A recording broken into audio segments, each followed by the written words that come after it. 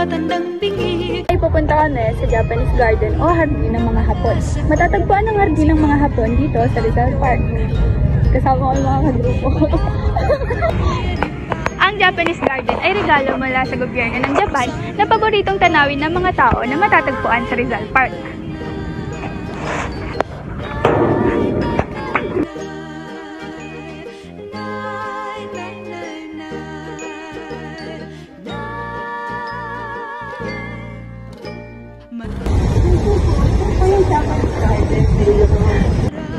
Makikita rito ang magagandang puno gaya ng bonsai trees, mga halaman, mga batong ilawan, isang lawa, at tulay na may disenyong parang sa bansang Japan. Aliyah, maaari mo ba ibahagi sa amin ang kasaysayan ng Japanese Garden? Matagumpay na inatatag ang Japanese Garden noong June 11, 1969 at formal itong binigay sa Pilipinas kaparehas na araw at taon din na yun.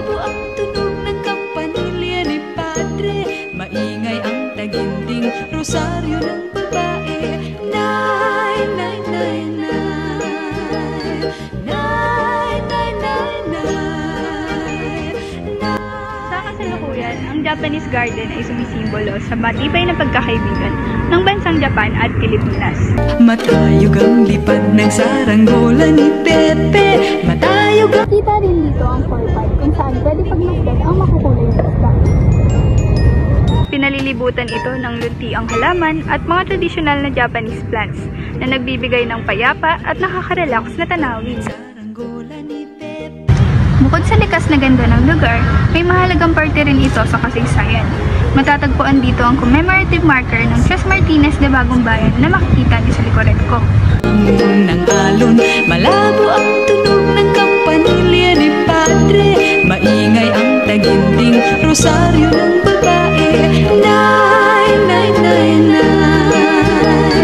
Nay, nay, nay, nay. Nay, nay, nay, nay. Sa loob ng Hardin, may kita ang mga bonsai tree na maingat na pinuputol at tinuhubo upang maging maliliit na replika ng mga natural na tanawin. Ang bonsai ay sumisimbolo sa sining ng Japanese sa pagtatanim na nangangailangan ng tiyaga, husay at respeto sa kalikasan. Sa loob ng Hardin, matatagpuan ang isang lagon at tulay Na nagpapaganda lalo sa tanawin. Bola ni Pepe, matayog ang pangarap ng matandang bingi. Umihip ang hangin, nawala sa paningin. Sigaw ng kahapon, nilamon ng alon. Malabo ang tunog ng kampanilya ni Padre. Maingay ang taginding rosaryo ng babae. Nay, nay, nay, nay. Nay, nay, nay, nay.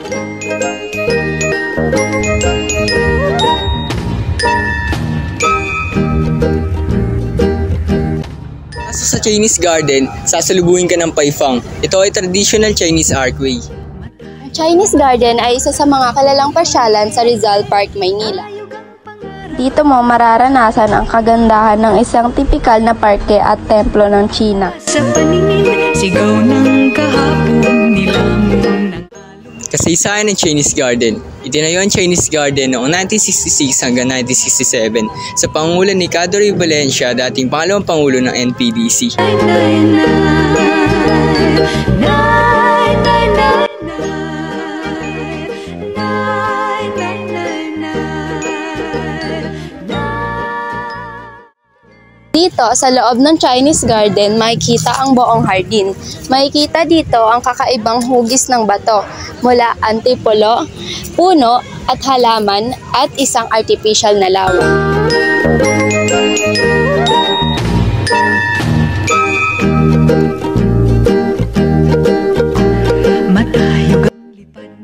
Isa sa mga tampok dito ay ang life-size monument Confucius na galing sa Anvil Business Club bilang pagpapahalaga sa suporta ng China sa naganap na Rizal Monument sa Xinjiang.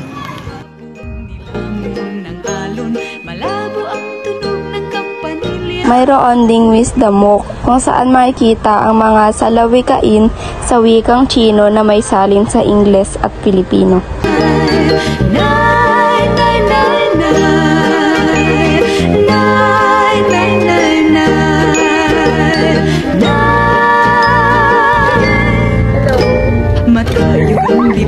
saranggola